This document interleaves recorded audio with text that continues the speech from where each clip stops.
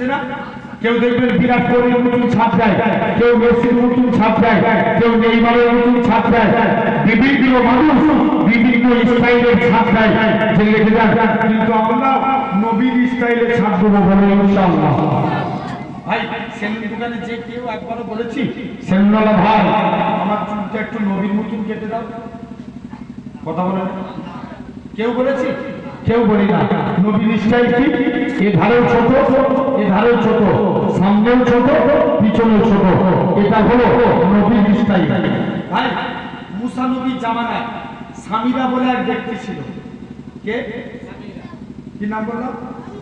সামিরা।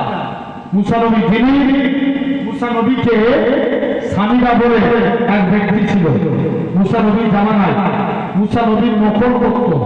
মুসা নবী যেমন ভাবে পাগড়ি করতেন, সামিরাও ঠিক ওইভাবে পাগড়ি পরিধান করত।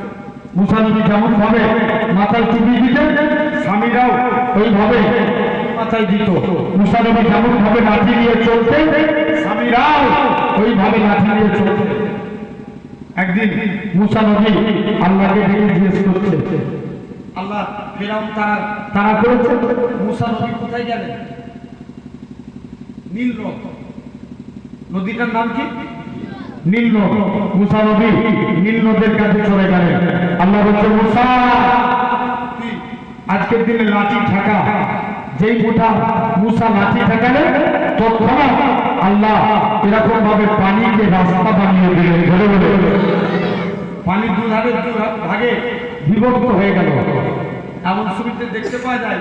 মুসা নবী আবার আল্লাহর কাছে ফরিয়াদ করছে, আল্লাহ আমি আজকের দিনে ফেরাউন ওই রাস্তা দিয়ে হেঁটে হেঁটে যাচ্ছে। আল্লাহ বলছে, মুসা আবার লাঠি দেখা।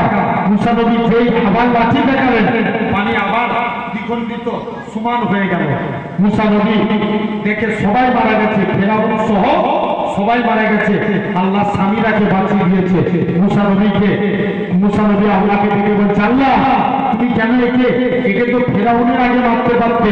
আল্লাহ বলছে, মুসা তোর স্টাইলকে আমি আল্লাহ কবুল করেছি। তোর স্টাইলকে যে কপি করেছে আমি আল্লাহ এর জন্য তাকে মাফ করে দিয়েছি। বলে বলো, একটু জোরে বলা গেল না?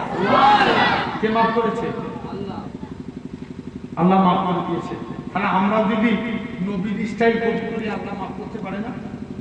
এই জোর করে বলো ভাই। আমরা এক নাম্বার যখন ভাত খাবো মাকে যে বলবেন, মা আমাকে দস্তরখান বিছিয়ে দাও। কি বিছাতে বলবে? দস্তরখান। যাদের বিয়ে হয়ে গেছে স্ত্রীকে যে বলবে, স্ত্রী আমাকে দস্তরখান বিছিয়ে দাও, ভাত খাবো। জানবে দস্তরখান বিছিয়ে ভাত খাওয়া নবীর সুন্নাত। জোরে বলো, একটু জোরে বলা গেল না? কি বিছিয়ে খাবো? দস্তরখানা। ভাই যে লেখে যায় মুসা নবীর জামানায় এরকম ভাবে দেখেন আল্লাহ নবী হযরতে আনাস আল্লাহ নবীর একদিন দস্তরখানে কিছু খেয়ে হাত মুছেছে। আল্লাহ নবী বলছে, আনাস আমি নবী, আমার কাছে কিছু চাইবেন? হুজুর মন চাইবেন। কেন? হুজুর আমার মা নিষেধ করেছে। যা মায়ের কাছে যা দৌড়ে মায়ের কাছে গেছে। মা নবী তো চাইতে বলছে, নবীর কাছে কি চাইবো? মা বলে, বাবা চাইতে যদি হয় মুস্তাফা নবীর কাছে আল্লাহ জান্নাতের ডান দিকে জায়গা আছে। বলে বলো, মা ডান দিক না পেলে বাম দিকটা নেবে, যাও নবীর দরবারে চলে যাও।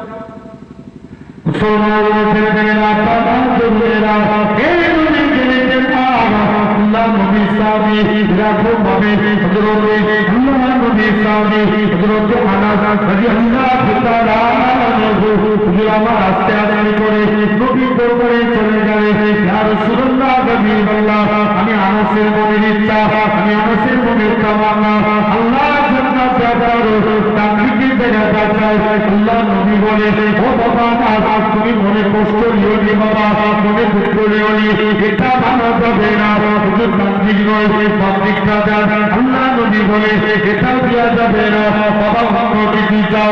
হযরতে আনাস বলে, ইয়া রাসূলুল্লাহ হাবিবাল্লাহ হুজুর ডান দিক চাইলাম, এটা তো পেলাম না, বাম দিক চাইলাম, এটা তো পেলাম না। আল্লাহ জান্নাতে সামনের দিকে জায়গাটা চাই।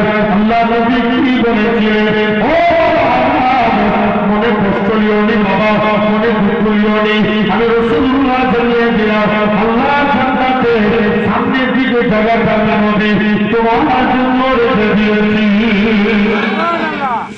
জোরে বলা গেল না? আর আসে আমরাও নবীকে মানবো, বলো ইনশাআল্লাহ।